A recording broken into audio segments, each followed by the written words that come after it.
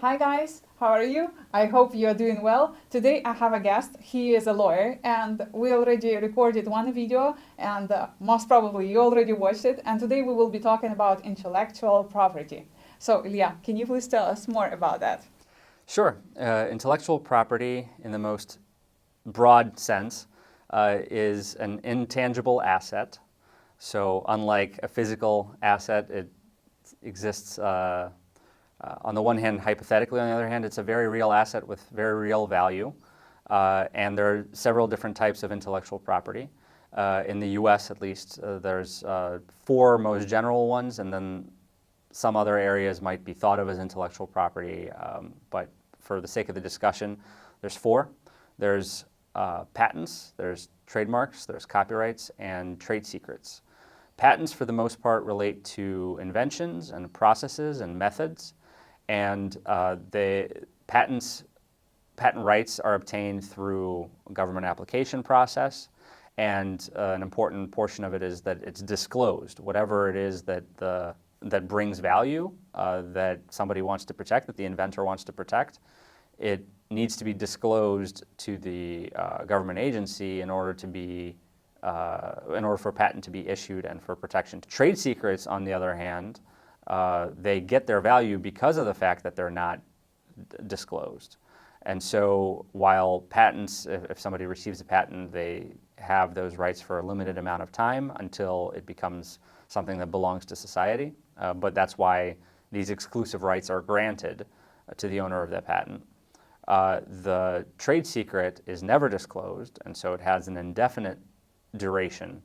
And something is a trade secret if there is value for one business versus what a competitor might be able to do because of that trade secret, because that information remains secret.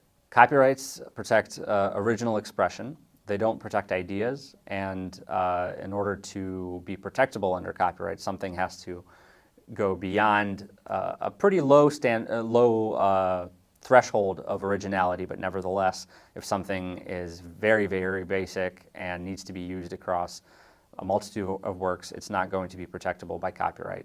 Trademarks, they protect branding, and they identify sources of goods or services.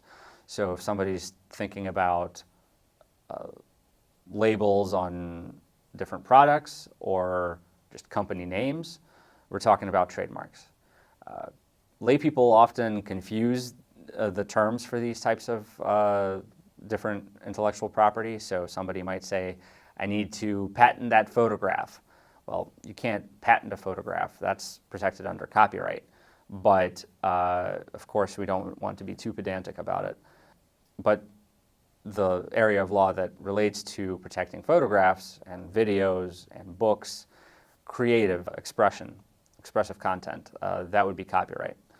People might say, I want to patent my logo. Well, a logo, if we're just talking about a drawing, that might be protectable by copyright. But more importantly, if it exists to identify a business, it's protected by trademark, and trademark law applies. Those are the four typical areas of intellectual property in the US. And of course, each of those has their own extensive details about how to go about protecting them and enforcing your rights in them. Okay, can you tell us maybe approximately how much it costs to register a trademark and copyright? Do you know the prices? Approximately, even if you know. It would be really interesting. Of course, there's going to be differences in terms of the scope that will relate to the pricing. If we're thinking about pricing just in terms of what does the government charge to protect these things? An application for copyright registration costs $65. What does it protect? There are different types of applications that allow for submitting different amounts of works. If we're talking about unpublished works, so they haven't been released yet, or at least made available to the public, for everything other than photographs, you can register up to 10 works on a single application for that $65 fee. If you're talking about photographs, you can register, regardless of whether the photographs have been published or unpublished, you can register up to 750 photographs on a single application. Oh, wow. So you can get a considerable amount of protection, and we'll talk later about just what's the point of a registration. But it's a very good bang for buck. For everything other than a photograph that has already been published, you can only register a single work on a single application, and so there it might become a little bit cost prohibitive if somebody's trying to catch up on their portfolio that they haven't registered yet. But we'll talk about the benefits that come with copyright registration, and from there it's a business decision as to whether it's worth it. For trademark registration, which is kind of, again, it's a different concept, it's a different agency that handles the registration. The cost of submitting an application costs, the government cost, is $250 per mark per class. Classes are, well, it's a classification tool that is going to really determine a lot of the pricing around what, and the scope of the protection as well for a brand and a trademark that's been submitted. But again, the most general pricing, $250 per mark per class. And yes, as you can imagine, there are exceptions about situations where it might cost some more. And we'll probably talk about some of those situations. So I have heard that when you take a photo, it also becomes a copyright. But maybe you can tell us more, like if it's published or not published. And I have heard that you can later on say that this is my content and you cannot use it because it came out from my camera. So what can you say about that? Like, can I do the copyright backdated or I cannot? Sure. So technically speaking, as soon as a work is created, as soon as this video is created, when you press stop recording and now you've got a file, it is protected by copyright and it is yours, right? As you being the person that created that video. There are only two requirements for something to be copyrightable, and that's the content has to be original, and again, the originality threshold is very low for something to be considered original enough to be copyrightable. And then it has to also be fixed in a tangible medium. So the most basic is think about writing something down, right? Just because I said something doesn't mean it's copyrightable, right? Ah, okay. If you write it down and it passes that threshold of originality, it's copyrightable. In the video recording context, right, before everything was digital, you need to record it onto some sort of tape. On the other hand, now everything's digital, and so there needs to be a file, but it needs to be fixed, right? There needs to be a way for us to actually be able to replay whatever it was that was created.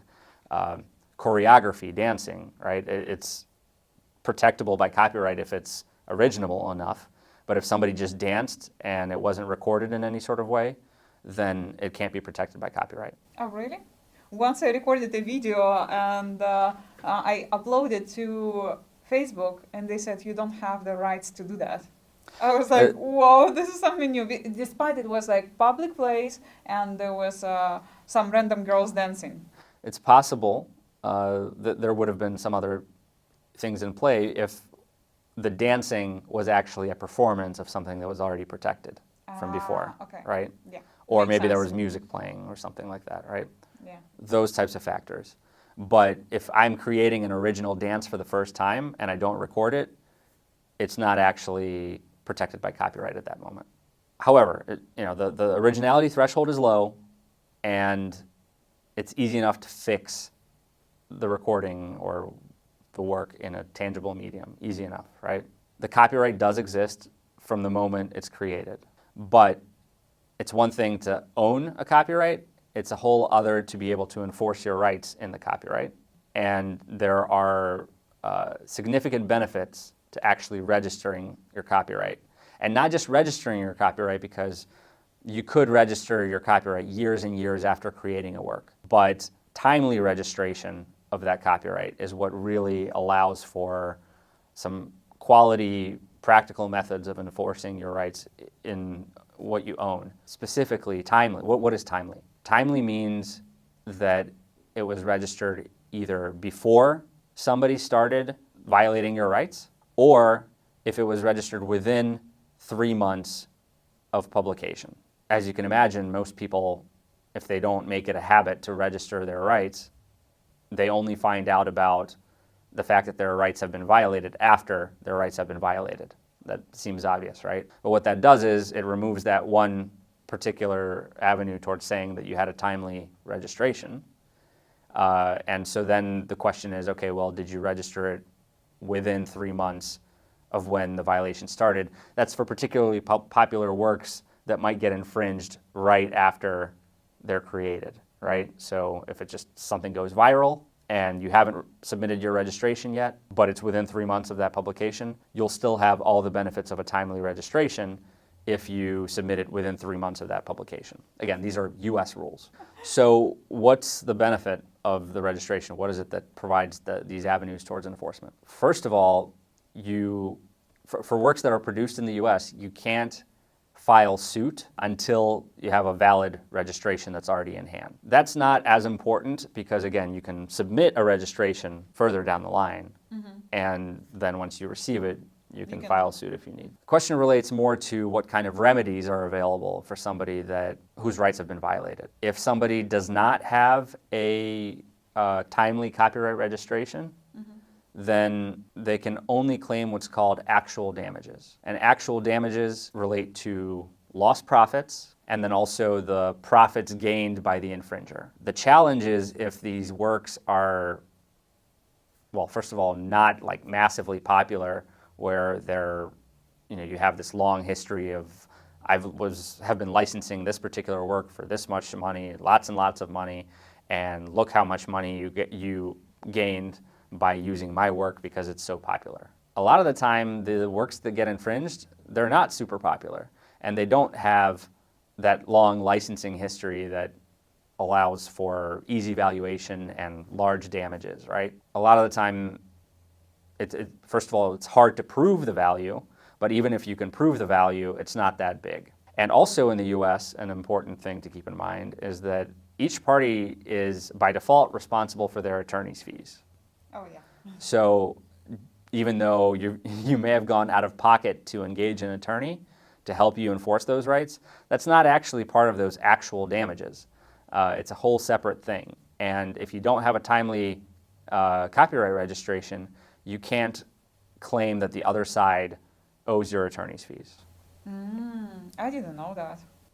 And it's an important thing as a practical element, right? Oh, Just yeah. thinking about being able to enforce your rights.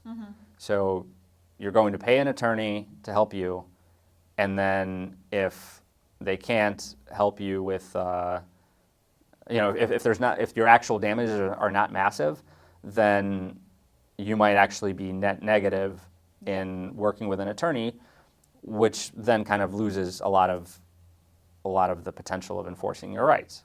So a timely copyright registration makes attorney's fees available. More importantly, it also makes what's called statutory damages available as an alternative to actual damages. Statutory damages are, by statute, there's a range that can be claimed without having to prove specific what are the actual damages. A lot of the time there might still be some sort of analysis to figure out what the actual damages were and have some sort of correlation with the statutory damages. But the statutory damages in the US range between $750 to $30,000 per work, and those damages can be increased up to $150,000 per work. Wow. If there's evidence of willfulness, if you can prove that the infringement was willful.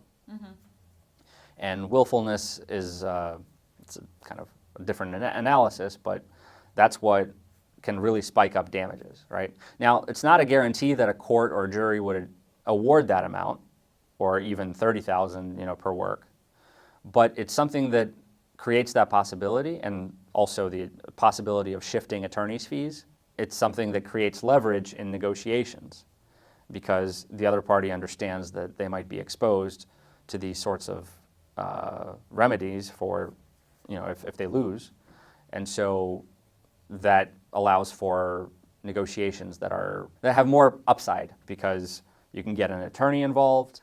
You can also leverage the potential statutory damages for higher amounts than, without having to prove what the value is that you've lost and what the value is that they've gained. Since we started to talk about concerts and some other public events, can you tell us if a photographer approaches me at some event and take a photo of me, can the company use those photos? The company that organizes the event, the promoters, there might be certain terms under which they allow people to enter the premises, right? So on the back of a ticket, there might be something that says, by coming here, you're allowing your photo to be taken, but also your photo meaning your likeness appearing in other people's photos. Alternatively, there might be restrictions on taking photographs if you're there, Oh, really? right? So they can say that I'm not allowed. Like, Well, for example, Cirque du Soleil, right? When you go there, it's not allowed. Right, right. So you're on a private premises. They have a right to tell you whether there can be filming there or not. Authorized photographers, credentialed photographers at an event, they're there with the permission of the promoters, and there's some sort of agreement that they've entered into that either allows the promoters to use their photographs in whatever way they want, or maybe there's some sort of reservation of rights for the photographer. The photographer usually still owns the content, but there might be restrictions on how the photographer can use the content, and there might also be extensive licenses for the promoter or the venue, whoever it is, to be able to use it, right? But all of that comes from agreement, and what is it that's agreed in writing for the creation of those photographs. By default, though, there's a question of, do you have a right to film there? If yes, and you create it, you own it. That doesn't mean, as we talked about in a previous discussion, that the people that appear in that photograph have given their permission to be used, for their likeness to be used in whatever. And so that's a different question, or at least different people whose rights need to be analyzed, right?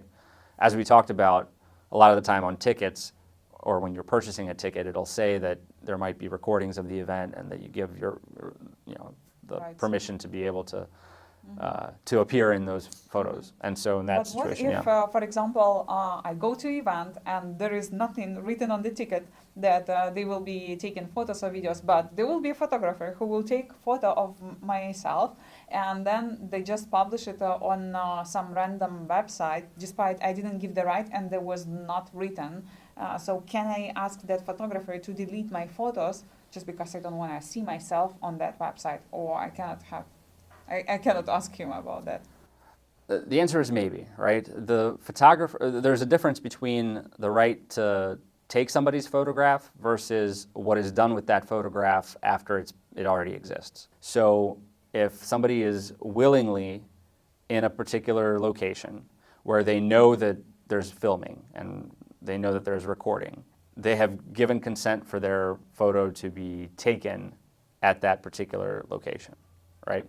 If what comes out of it is just an album of photographs documenting the event, then there's not going to be a problem for the photographers and the promoters of that event just documenting that this person was at this location at that particular moment. No problem. On the other hand, if that photograph is then used to market some other business, then there might be a question of right of publicity, which we've discussed before, about, well, did that person grant permission for their likeness to be used to market that particular brand?